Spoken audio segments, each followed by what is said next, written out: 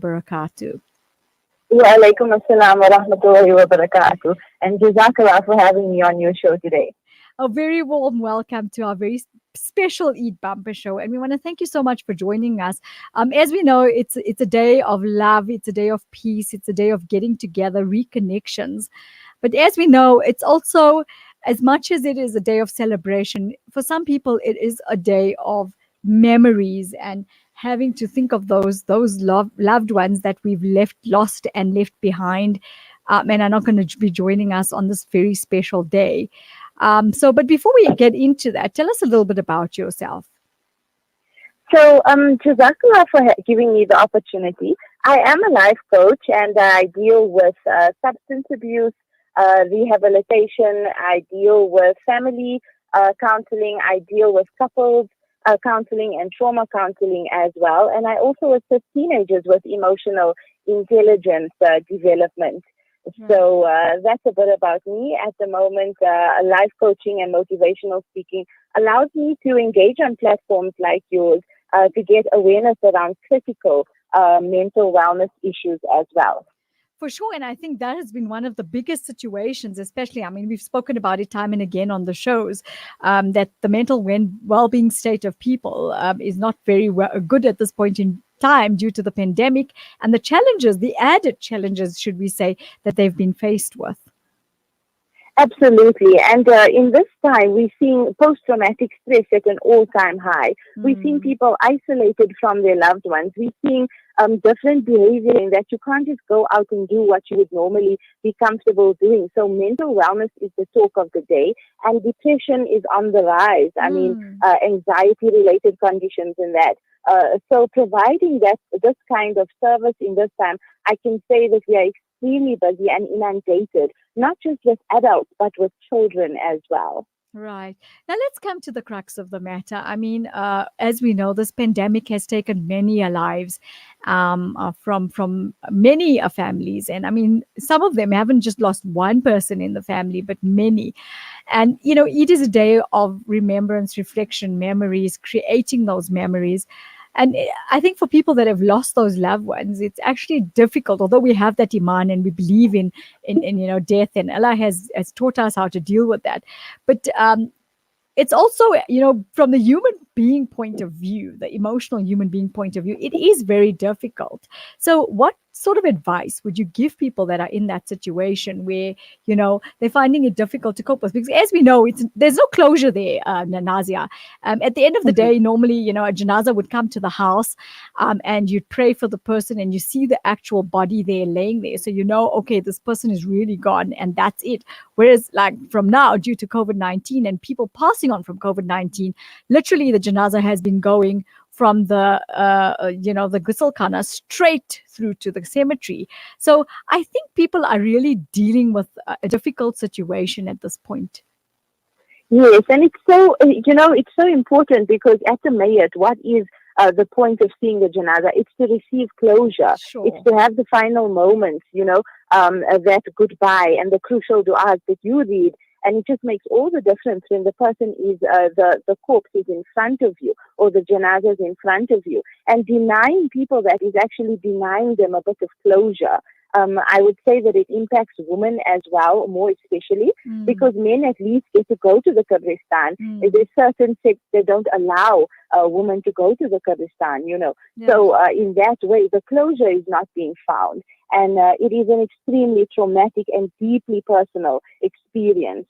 And the universal steps to the bereavement and grief process, some of it can apply, but you can basically take what works for you and innovate it to you. And also the grieving person does not always know or does not always have the mental capacity to know what's good for them. And that's why a support system is so strong. It's so good enough. A strong support system is so important for, you know, to be around the person to see that they actually are okay. Yeah. But, you know, what sort of ideas and advice would you give people that are in this situation? Because as much as a family can try and create a support structure, people like yourselves can possibly try and move them from that horrible space that they're in to be able to try and find that closure in some way. And I say in some way because obviously, as you said, we did not notice that you did not see that janaza leave the home. Yes, absolutely. So number one would be to allow the feelings. Allow all of the feelings, allow the grief, allow the sense of loss to come. Because remember, there's 5 stages of grief, but you do not go through all of them in sequence.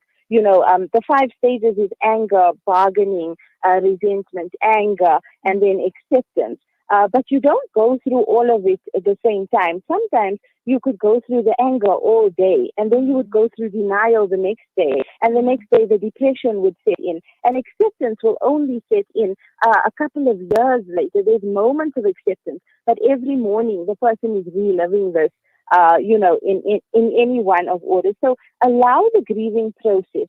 It is a process, and there's no time limit to your grief. So allow yourself to experience the stages as they come up. And, it may be revisited in one day, and your experience is completely incomprehensible initially. There's nobody that will be able to understand, because it's like a mind-numbing experience. And when it comes to the anger, this is directed, it could be directed at yourself, at your loved one for leaving you, at the Almighty, at the doctors. People experience this time and time again, where they ask why, how could this happen? It's only human to say, I need someone to blame because I just can't accept that this person is gone. So in terms of that, we are creatures of accountability. We look for accountability. But like we always say, if your milk is put out for you, and it doesn't really provide much comfort for those going through it.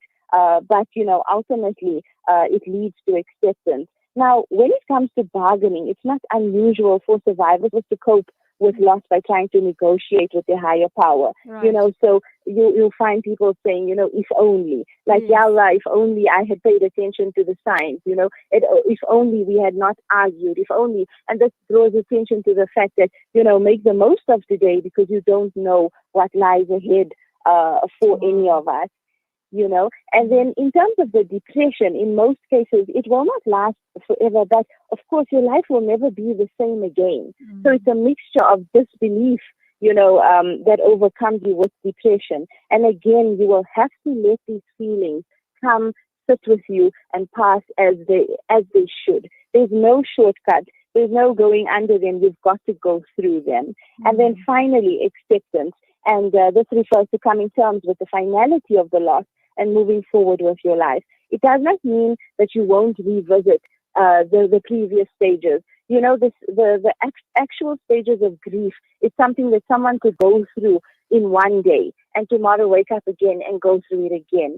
And there's sometimes when you will require people around you. And then there's times when it's okay for you to tell people, I need some space. Please, can I have an hour or two alone? Because often loved ones are so concerned that they tend to, want to be there, and it's all with good intent. But the person and yourself, if you are struggling with grief and loss, and this is your first Eid, we don't believe in celebrating the first Eid after a loved one has passed away, the Eid al-Fitr. Right. And it's completely okay for you to ask for space. Take your breathing space and grieve. Grieving is about remembering. It is about you going through these stages, but also accepting that it's okay for you. Some people try to be strong. They go on autopilot and they do everything. They see to the tea and the biscuits for the visitors, and, they want to be all over and stuff. And then in one moment, they just break down. It's okay. Whatever your process is, do not feel guilty about it, and don't condemn yourself. And when in the bargaining stage, it's natural to get angry. It's part of the process. It's not it's not sinful for you to question. However, take care of yourself. Make sure that you are eating. Make sure that you are getting enough rest. And it is absolutely okay to ask for space in this time. You're talking about space. What I find very impactful is when parents have to bury their children. And this has been happening through COVID-19 as well. If you read so many messages, what sort of advice would you give them? It's so difficult for a parent. I mean, I know we went through it. We lost my sister, probably 12 maybe even 14 odd years ago in a car accident. And to date, my dad still goes every single day to the Kabristan to go and pray for my sister. Um, I think it's very difficult for a parent, and as you were saying, the acceptance level is, I think, way more difficult in those instances when parents now are losing their kids through accidents and COVID-19. And then come Eid, I think it's a very difficult time for them because that particular child is not there.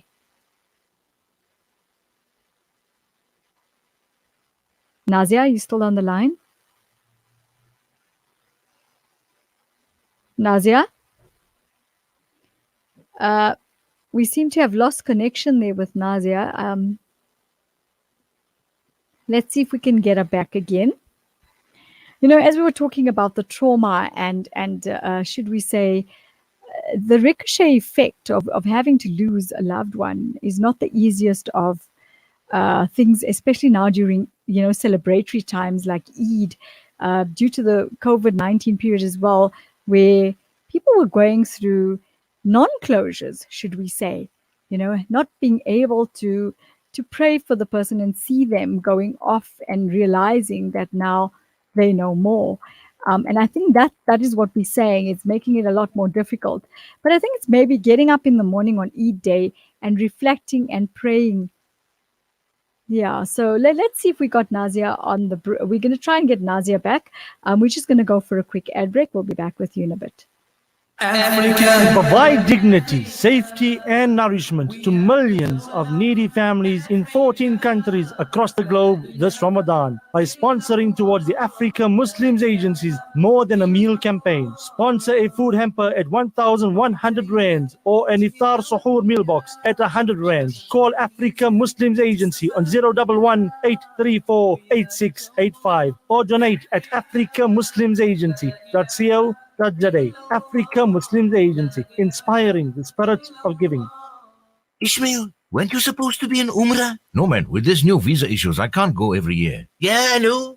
And now my wife, she on my case. She wants the Madina Kajur, Zamzam, Kawa, Dukkha. You know, all the suhoor and iftar stuff. I'm telling her, forget all that this year. What are you stressing about? Find everything at IG Hussein. Leave Ramadan shopping. You can also do all your Eid shopping one time. They got a wide range of Saudi and Dubai Islamic wear for the whole family. Eid gifting cannot get any easier. They have a wide range of perfumes, musallas, frames, and kiddies' educational toys, and much more. What? Are you serious? Ramadan and Eid shopping under one roof? Yeah, man. Now you can tell the wife no more excuses for not having homemade savories. Oh, what savories? More time for her ibadat, not for making savories. IG Hussein, Overport branch, open every Sunday and public holiday. IG Hussein, your Islamic lifestyle.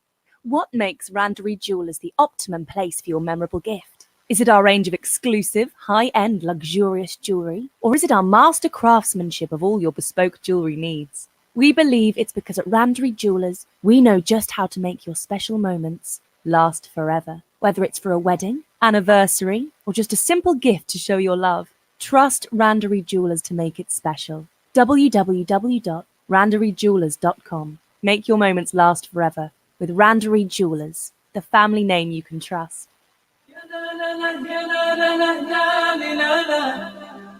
Add a sprinkling of sparkles to your magical parties and special occasions with colorful party supplies and awesome helium balloons.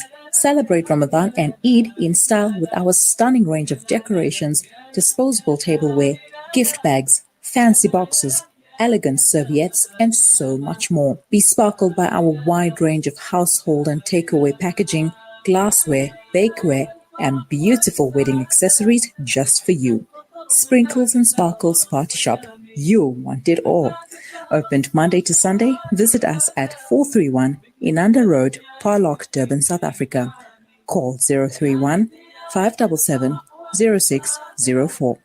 Follow us on Instagram at Sprink and Spark and Facebook at Sprinkles and Sparkles.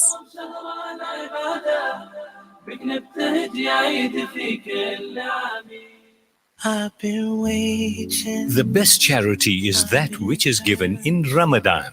Support Gift of the Needy with their family hamper distribution from just 1,600 Rand in South Africa, Mozambique and Malawi. Standard Bank, Gift of the Needy 272-327-654. Visit www.giftoftheneedy.com to donate online and view our projects. Gift of the Needy, bringing ease to those in need. Nafisa Dangle, live every Wednesday and Thursdays, 2 to 4 p.m. on Salam Media. Welcome back to our Eid special this afternoon. And we've started off on a note to, of course, help you educate and relate to the situations that people are in that have lost their loved ones. Nazia, before we actually left and lost each other on the line, I was speaking about having to deal, for parents, how do they deal with the loss of a child? It's very difficult because normally a parent, would expect a child to bury them, but in a lot of instances during COVID, there have been many young people that have passed on. What sort of advice would you give them? Absolutely. This is one of the most difficult situations and one of the most difficult circumstances, losing a child to illness, accidents, or anything else. Now, it's important to take your time to mourn and to grieve as a parent. There is absolutely no limit to the time that it should take.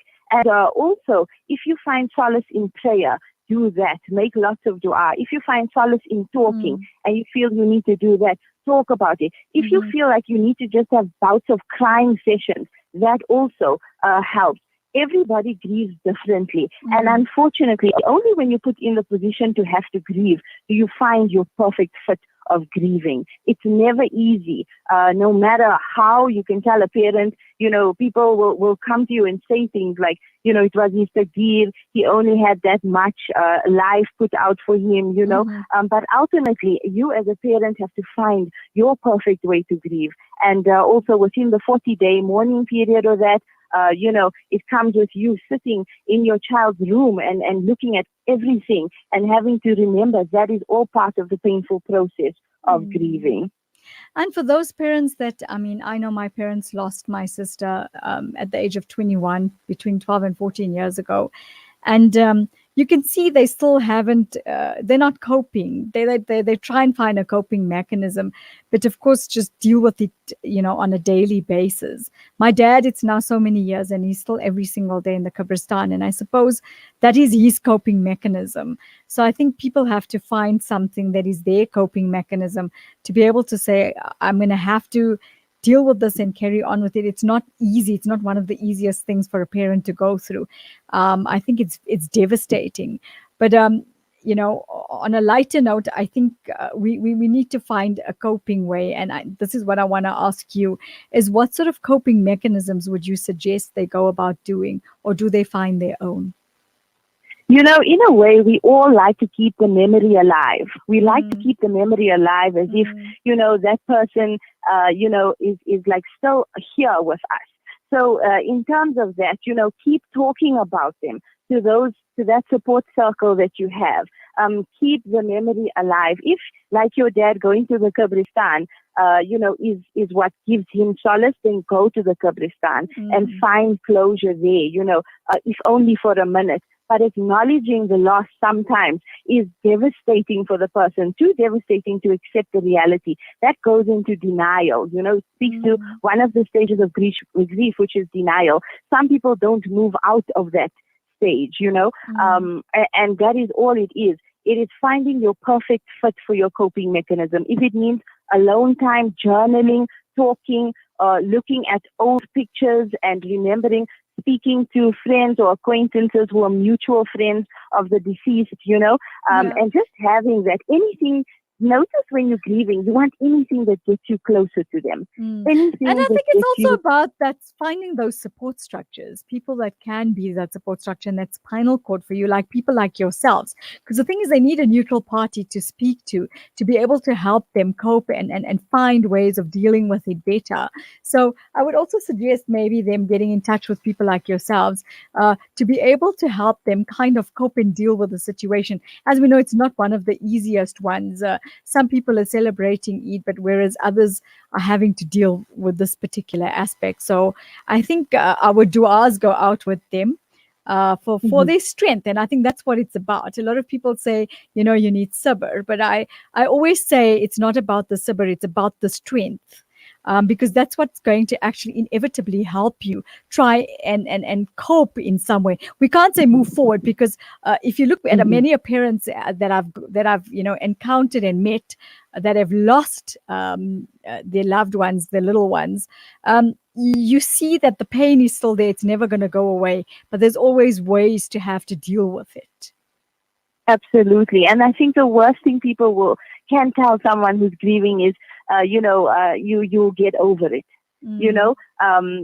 People also have to be sensitive when comforting people, especially in the face of losing children and that, in terms of sympathy and empathy, just choosing your words. And that's why, yes, you're right. It is important for them to get debriefing, to get trauma counseling, to be speaking to people, counselors or myself or whoever it is, but just that third party, objective person that you can grieve to, but afterwards you get to talk about your grief as well, and it's handled in a healthy manner. That's true. What message would you like to leave our listeners with this afternoon as far as this goes? As we know, tomorrow is Eid, and people are listening to the show, wanting to get enticed into, should we say, a better space?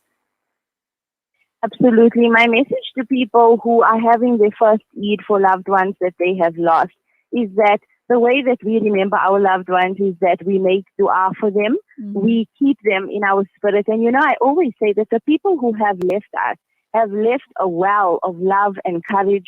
In the time that they were part of our lives, there were certain lessons they imparted. They came with a gift, whether that gift was courage, love, understanding, whether it was support. Whenever you feel empty, as in like they're physically not there, go to that well. That well is within you. They have filled that well, and draw strength, courage, and love from there. And if you need to cry, there's no shame in crying. And if you need that shoulder to cry on, we have an excellent support system.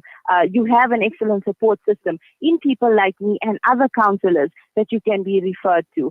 And go to that well, draw that love and courage and strength, and celebrate their lives. They would want you to have a happy, fulfilled life, because who knows, the akhirah is absolutely better than this dunya. I so agree with you. I thank you so much for joining us this afternoon. That has been some very insightful, valuable information that you've imparted with us. And I'm hoping that this is going to help many people out there that are finding themselves in this particular situation. So Jazakallah so much for joining us. You've definitely, should we say, created a milestone of value to our segment this afternoon with regard to this particular aspect. And we want to, from myself and the Salam Media team, wish yourself and your family and all your loved ones a blessed Eid, one with loads of du'as and blessings in it, and a day, of course, of reflection and retrospection and reconnection. That's something we shouldn't forget, because that's what takes us and gets us through every single day, especially during this pandemic. Absolutely. Jazakallah so much for the opportunity again. And to all of you at Salam Media, and to your listeners and viewers, Eid Mubarak, and may Allah give you strength through your difficult times and deliver you from this situation. Ameen. Shukran Allah. Thank you so much. Wishing you nothing but the best, and do stay safe. Barakallah. You too, Nafisa. Jazakallah. Assalamu alaikum wa rahmatullahi wa barakatuh. Wa alaikum assalam.